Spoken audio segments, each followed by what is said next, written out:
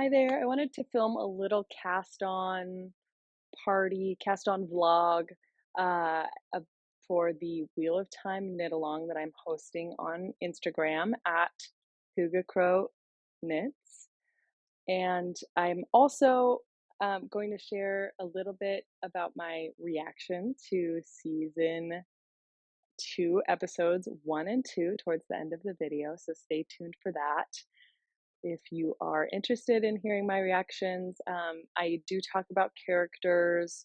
I don't talk about plot points. So if you don't want to hear anything, you haven't watched one and two and you don't want to hear anything, I wouldn't watch that portion of this video, but that will be a little bit later on. And if you have watched the episodes, let me know what you think.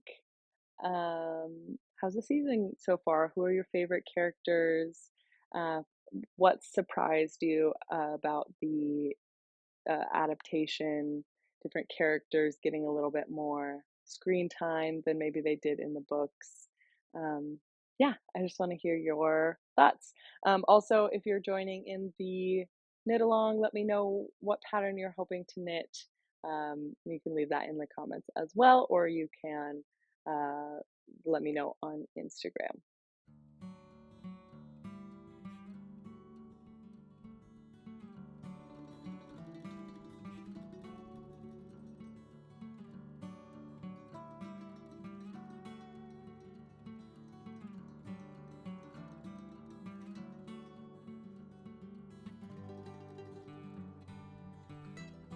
Hi there.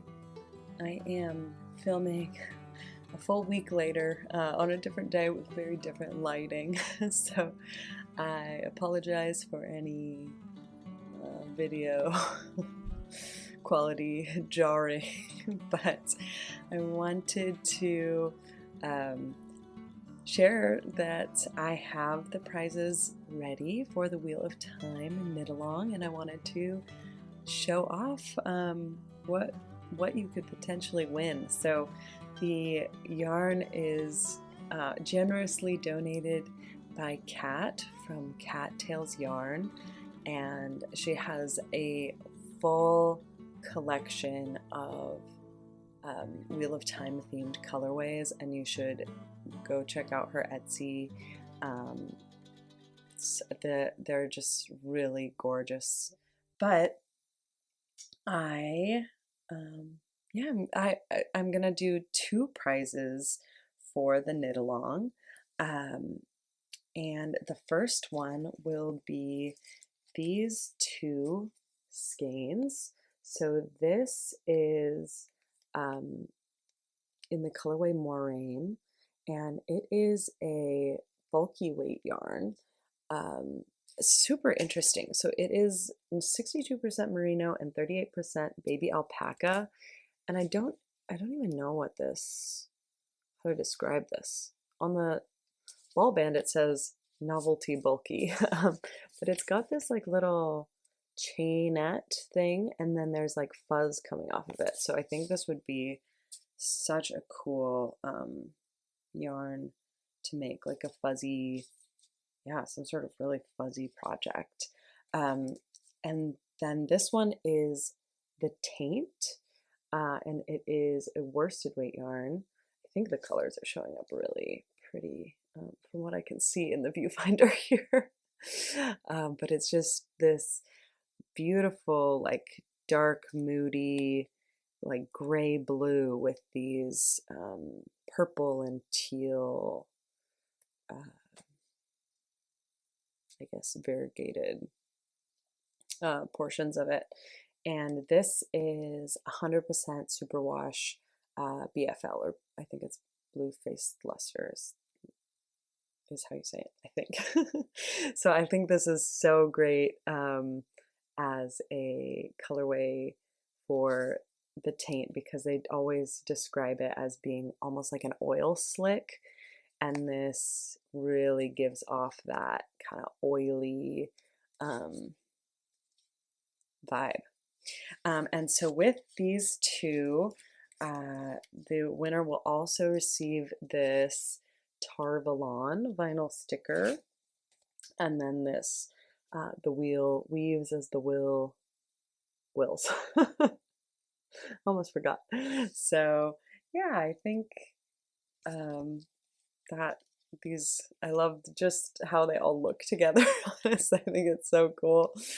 Um, but that is what the first winner will win, and then there will be one more prize, and that winner will receive the colorway Bella, and this is a fingering weight yarn, superwash merino, nylon, and silver stellina. So it has these like little silver strands in it.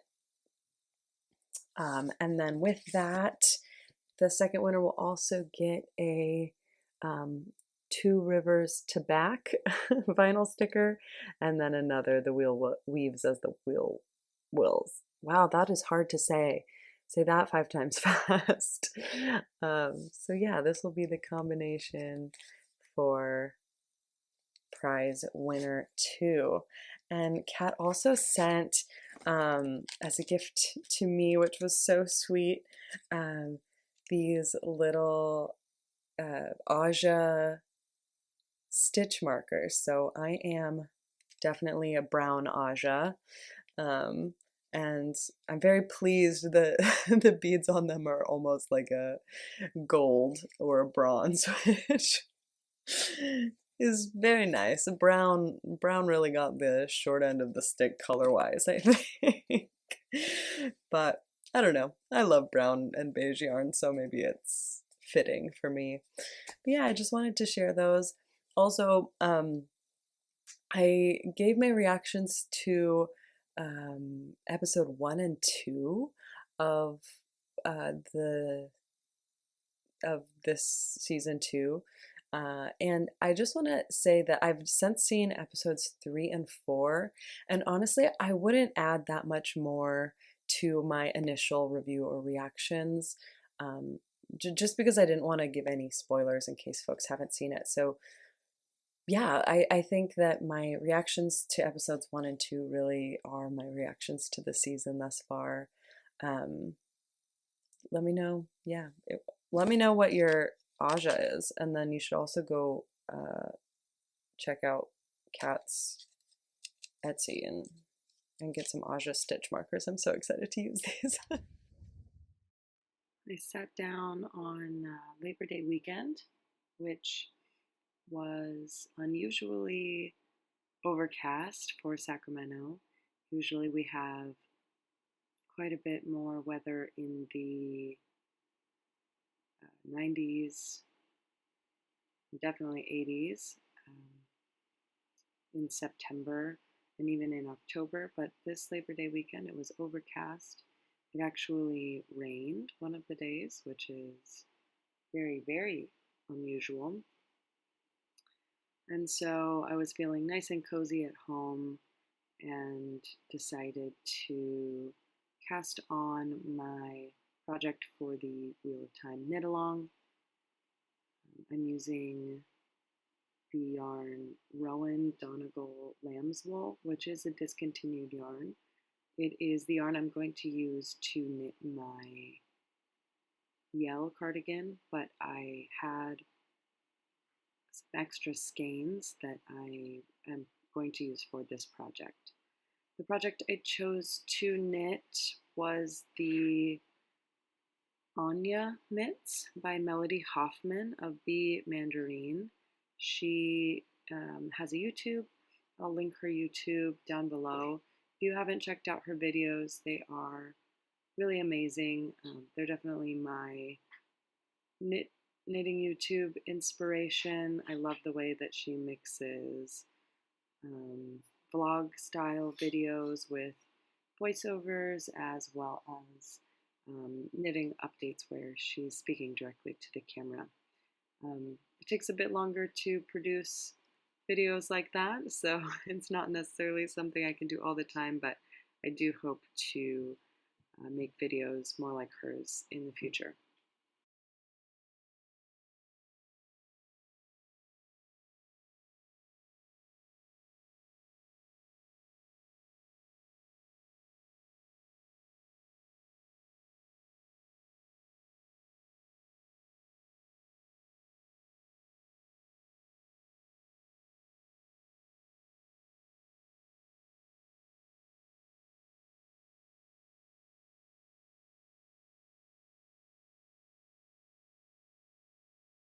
The Àine mitts pattern is free on Ravelry if you also purchase the Àine socks, which is another pattern with the same little motif of, I guess, posies is what you would call them. So that was really exciting because I do want to knit the Àine socks. They've been on my Ravelry favorites for a long time, and I just thought that the Àine mitts fit my perception of Nynaeve's character more than the socks, so that is why I decided to knit the socks, or knit the mitts this time around. I also don't have any sock yarn right now that would work well for the sock pattern. I'm not very confident in knitting sock patterns with all wool. For the needles, I'm using my Xiaogu needles. I have I'm not sure if it's a hack, but a technique or a strategy that I use for knitting 2 at a time, especially with a small needle. I have the Xiaogu shorties set, the mini ones, and so I just bought a long cord that will go on those needles. And if you're planning on doing this, I do want to note that the Xiaogu needles, there are 3 different sizes of cords depending on which size of needle you have. You want to get the right connection between the needle and the cord. So I believe for the small shorty set, you use the micro cable. I am casting on the mitts here. The 2 at a time cast on is still pretty challenging for me. I definitely have to focus. You can see my resting knit face as I'm trying to manage casting on both mitts at the same time.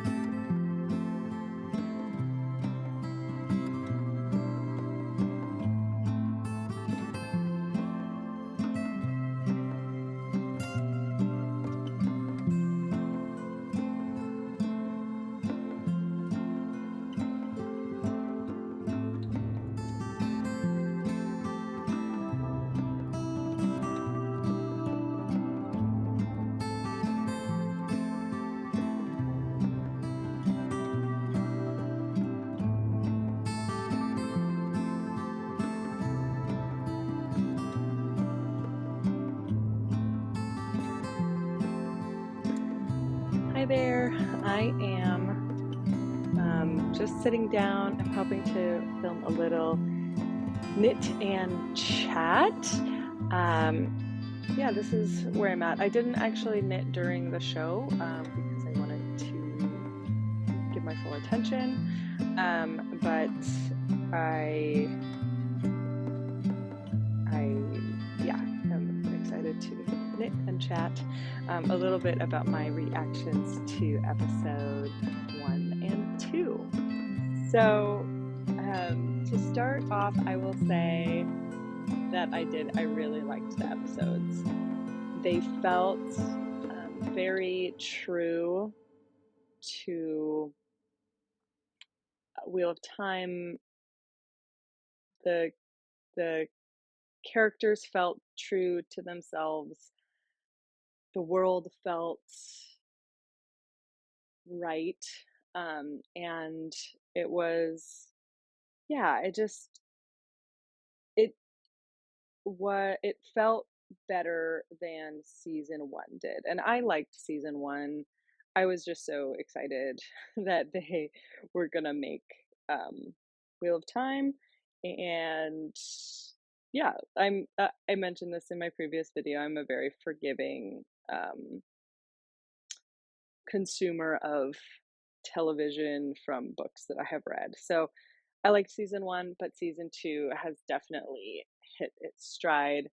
Um, I know that season one had a lot of issues with production, COVID, and actor leaving. Um, so it makes sense that this one really is. It feels, yeah, it just feels like they figured some of their stuff out. And the thing that I think really stood out was the writing. There were definitely parts of season one that felt a little clunky, and the writing in season two has been better so far. No kind of like cringy monologues or anything like that. So yeah, I'm excited. I'm excited to watch the third episode and the rest of the season. Um, I mentioned in my last episode that I was really excited to meet Àine, who's my favorite character, and we did get to meet her. And I think that like she nailed it. She had the perfect vibe of like imperious, um, because she is the heir to the throne of Andor. But at the same time, you can tell her intentions are like she is well intentioned and she does care about people. And I think that that really came through. We met her in a very different context in the shows than um, in the books, and I think I'm not disappointed by it. I think they really her character comes across in the brief scenes that we see with her so far, and there's like some fun little bits of foreshadowing that I'm very um excited about. I guess that's what they call an Easter egg, right? um yeah, so super excited that we met Elaine, and we have also met Varen now, and there's definitely some like not character splicing with Varen herself that I could tell so far, but character splicing with some other folks around her.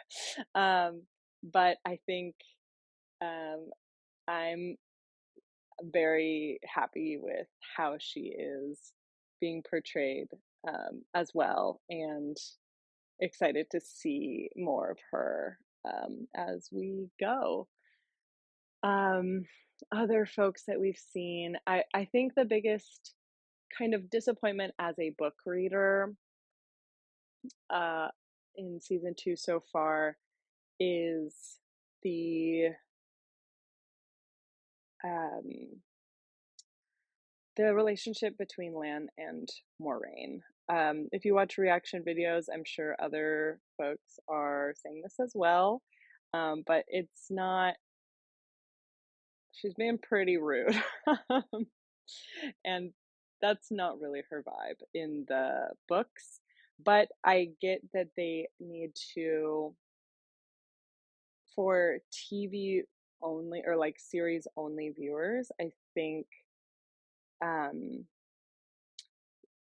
that tension that's there is, I think, perfectly reasonable. Like it wouldn't seem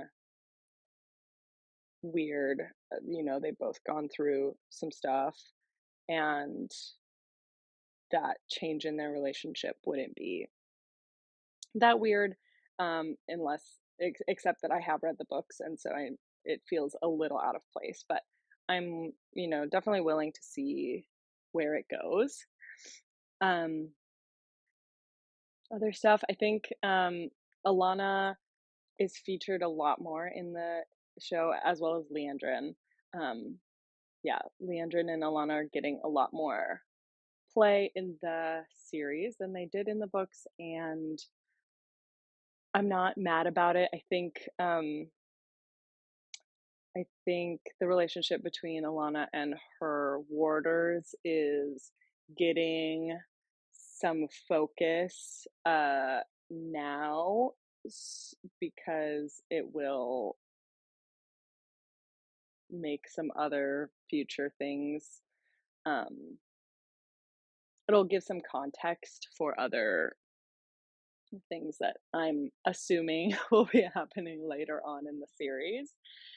So um I know that that's not really focused on in the books, but I think there's a reason for that. And so again, that's something I'm interested to see play out more. Um, Perrin, Perrin's storyline, they are clearly taking it in a different direction, which I assumed they would because of his introduction in season one. Um, so we'll see. Again, he's kind of the one I'm most disappointed about, which is interesting because his story arc is one of the ones that I think is most disappointing in the books. So maybe I should just kind of like go with it and see if the show can impress me more in terms of um parents whole deal. Uh yeah, so I'll give that some time to play out before I decide if I'm into it or not. Um but yeah, he's definitely his kind of like power or his gift, I'll say, is manifesting very differently in the show. So I think in a way that is a lot easier to portray on the screen than than how it's portrayed in the books. When you're getting, his specific point of view. He's narrating, or not narrating, but it's first person perspective, so you can get a little bit more insight into his senses than what you could in a TV show, where you're just seeing him. Um, yeah, other things that stood out. Um, I am excited we did get to see Min again. And I will say Min is one of the characters in the books that I really wanted to like, and I didn't. And I've been trying to figure out why I didn't like her, and I think the main thing is that she she doesn't one of the things is that she doesn't seem to have a kind of like broader motivation like some other characters have. Um, and she feels like in most of the books, she's just really hanging out, just hanging, um, just hanging. And I am hoping that we get more of her perspective and her motivation in the show.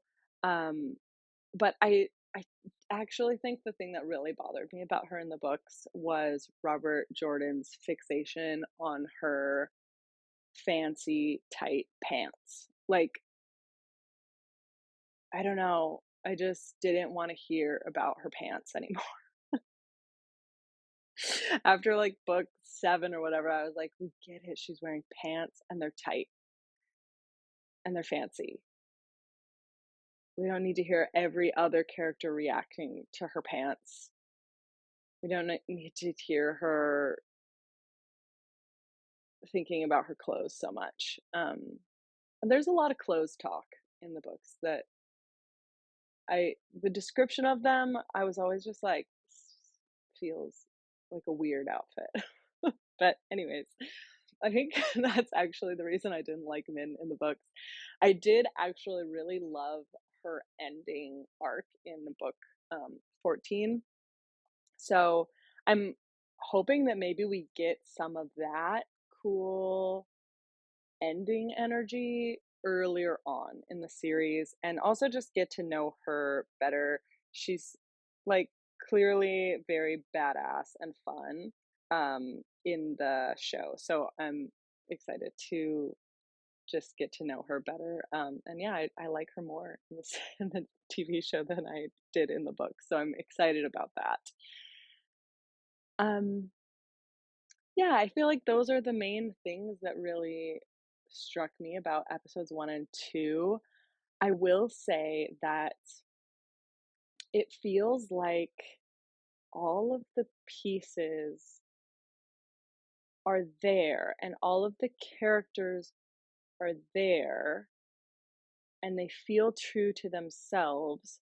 But in terms of plot, everything is just shifted and just like spliced or tweaked in a way that is actually exciting because I don't know, like, I know big picture where things are gonna go, but I don't know episode to episode, like, what is going to happen, um, and, like, how certain events will come about because I know that they're probably still gonna, well, they have to still like, happen, but, I think we're gonna get there in a different way, and that is fun because it actually makes it feel new and fresh and like I get to experience the Wheel of Time again in a slightly different way, and that's really fun. I feel like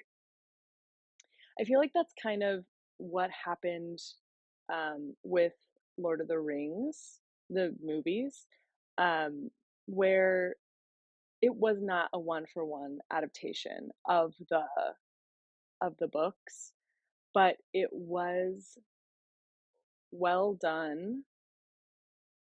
The dialogue and the characters felt true, and so, you know, experiencing the books and experiencing the movies are 2 separate but equally awesome things.